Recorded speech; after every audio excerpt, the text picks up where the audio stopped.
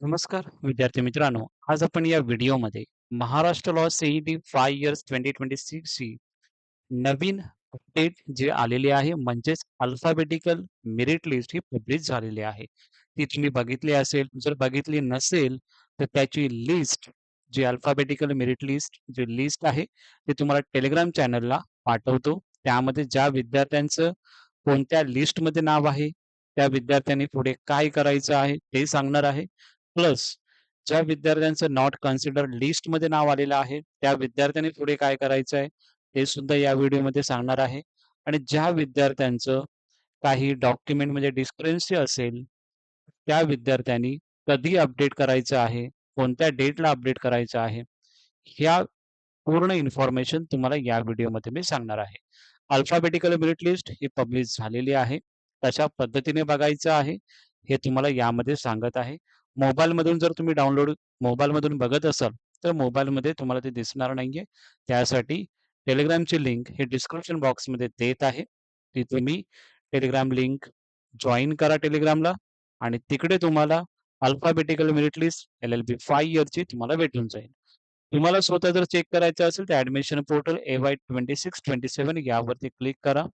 त्यावरती क्लिक केल्याच्यानंतर LLB 5 years यावरती सिलेक्ट करा आणि आपण इथे बघितलं तर alphabetical list has been publish म्हणजे जे लिहिलंय alphabetical list for round 1 has been publish. Grievance round editing has been started for round 1 and will be ended 24 जुलै 2026.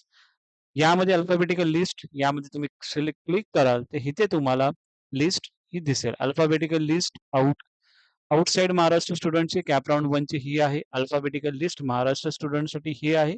आणि या विद्यार्थ्यांचं ज्या विद्यार्थ्यांचं नॉट कन्सिडर अल्फाबेटिकल लिस्ट यामध्ये नाव आलेलं आहे, त्या विद्यार्थ्यांनी काय करायचं आहे स्टेप बाय स्टेप तुम्हाला ते या व्हिडिओमध्ये मी सांगणारच आहे. ओके.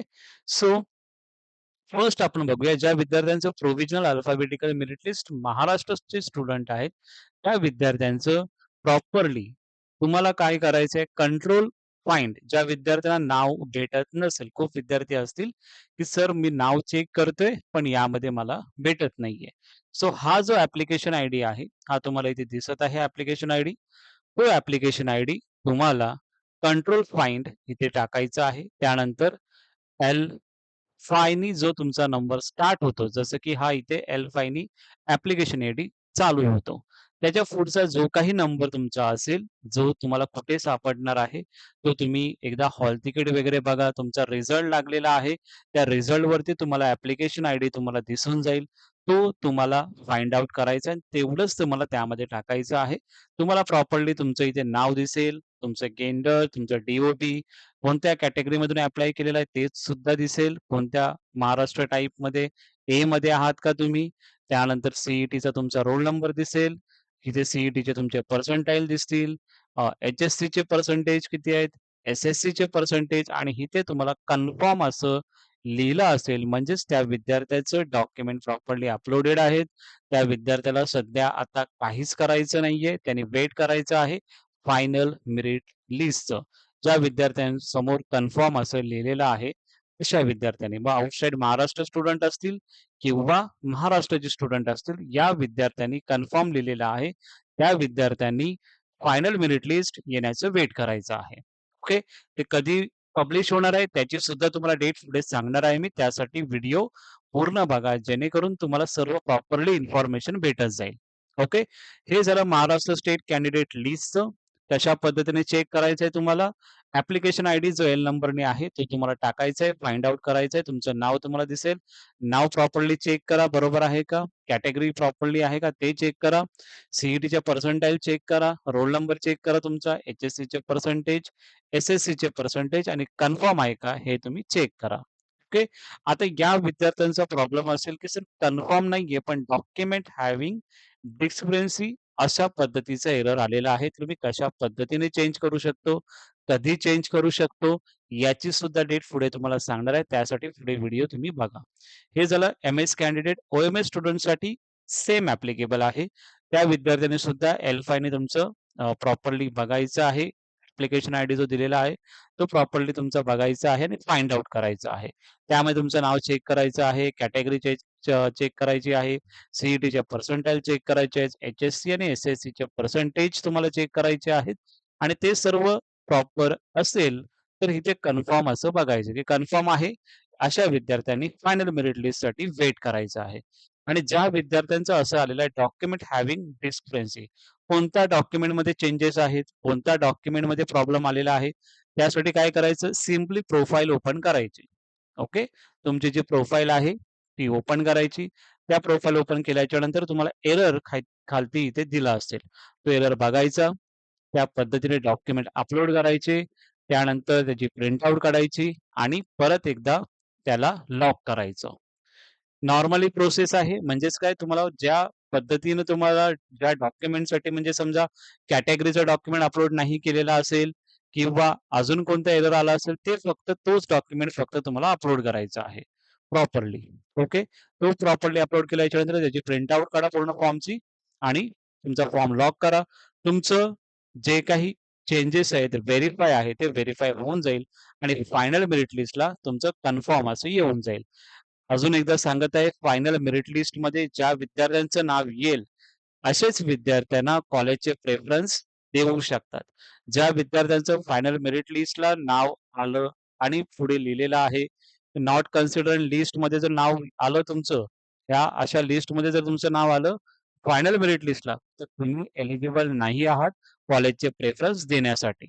त्यासाठी मी प्रॉपरली तुम्हाला व्हिडिओ बनवतो, त्यासाठी प्रॉपरली इन्फॉर्मेशन देतो. तुम्ही जो काही आता मी पुढे डेट सांगणार आहे, त्या डेटमध्ये तुम्हाला चेंजेस करायचे आहेत. जे काही तुम्हाला चेंजेस करायचे आहे, प्रोफाइल अनलॉक करा आणि प्रॉपरली डॉक्युमेंट्स वगैरे असतील ते अपलोड करा. नावाचं काही चेंजेस असेल तर प्रॉपरली करा. काही चेंजेस नसतील तर काहीच करायचं नाहीये तुम्हाला. फायनल मेरिट लिस्टचं वेट करायचं आहे. त्याची डेट पुढे मी सांगत आहे. ओके. आणि ज्या विद्यार्थ्यांना चेंजेस करायचं आहे, त्या विद्यार्थ्यांनी प्रॉपरली चेंजेस तुम्ही करू शकता आता. फॉर्म तुम्ही अनलॉक करू शकता. चेंजेस करा. तुमचं डॉक्युमेंट व्हेरिफाय होऊन जाईल. कोणते विद्यार्थी आता असणार आहेत यामध्ये, की list of candidates not consider in alphabetical list.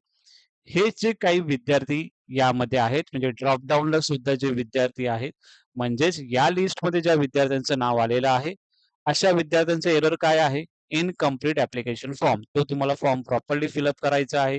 काही डॉक्युमेंट पेंडिंग असतील, ते तुम्हाला फिलअप करायचं आहे. तुमचा रिझल्ट आता लागला असेल, तर प्रॉपरली तुमचं फॉर्म फिलिंग पूर्ण कंप्लीट करा. हा फॉर्म कसा भरायचा आहे, त्याची तुम्हाला व्हिडिओ पाहिजे असेल, तर वरती आय सेक्शनमध्ये तुम्हाला भेटून जाईल. स्टेप बाय स्टेप ती व्हिडिओ बघा आणि तुमचे डाउट्स त्यामधून क्लिअर होऊन जातील. ओके.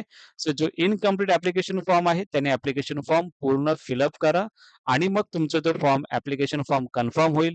डॉक्युमेंट तुमचे व्हेरिफाय होतील आणि मग तुमचं नाव फायनल मेरिट लिस्टला येईल आणि फायनल मेरिट लिस्टला आल्याच्या नंतर तुम्ही कॉलेजचे प्रेफरन्स हे देऊ शकता. आता फायनल मेरिट लिस्ट कधी पब्लिश होणार आहे?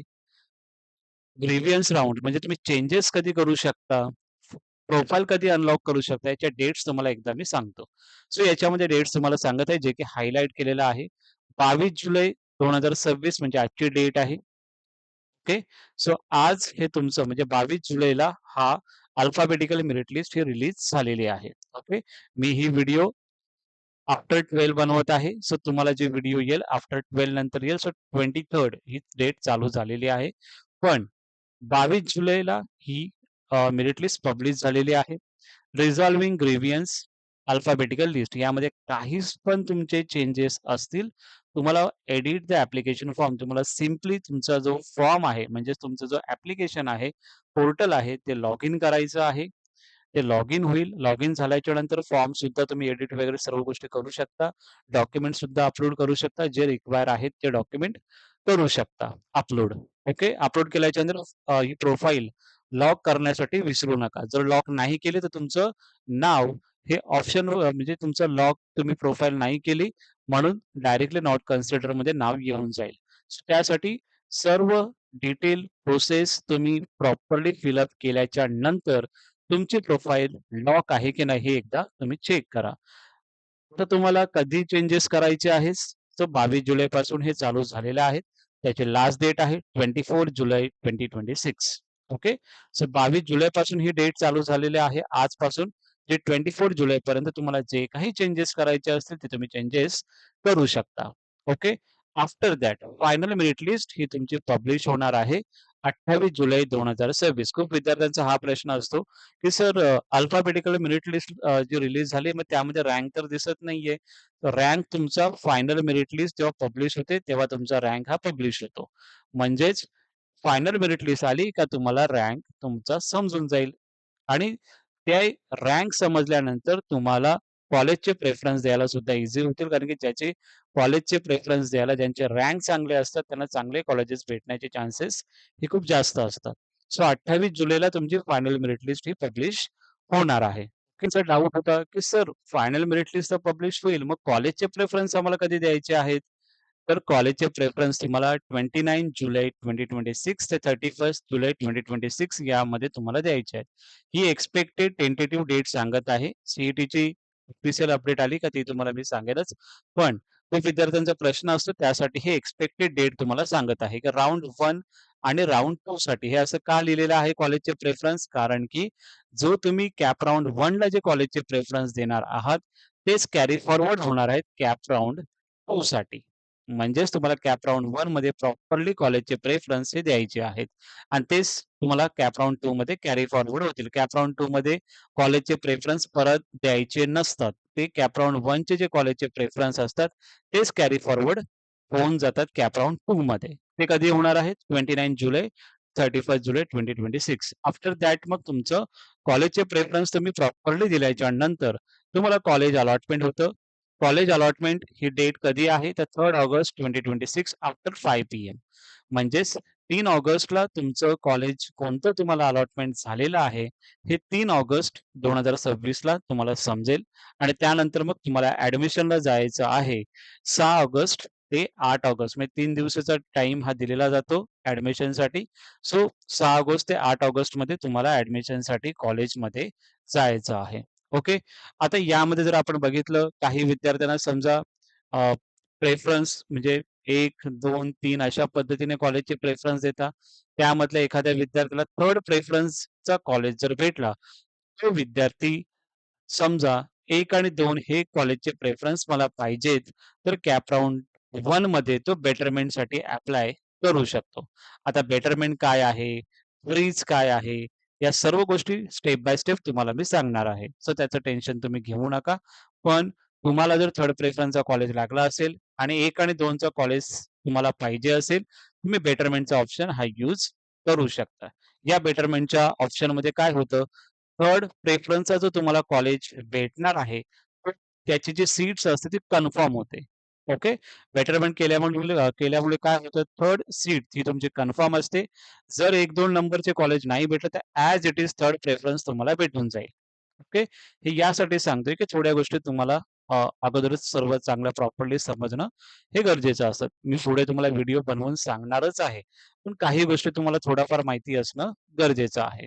सो कॉलेज अलॉटमेंट तुम्हाला कधी होणार आहे? 6 ऑगस्ट ते 8 ऑगस्टच्या दरम्यान तुम्हाला कॉलेज अलॉटमेंट होणार आहेत आणि मग कॅप राउंड 1 साठी तुम्हाला या डेटला ॲडमिशनसाठी जायचं आहे.